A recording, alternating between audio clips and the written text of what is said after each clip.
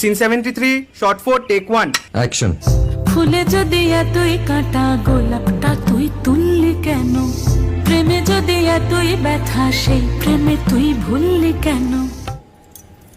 কি গো ডাইরেক্টর সাহেব, আমি তো 60 বলে দিয়েছি, কাট তো আর বলতে পারি না, এবার তুমি কাটটা বলো। Got it. Excellent shot, excellent. অদ্ভুত। ম্যাডাম আপনার সাথে একজন দেখা করতে এসেছে। নমস্কার। নমস্কার। বসুন।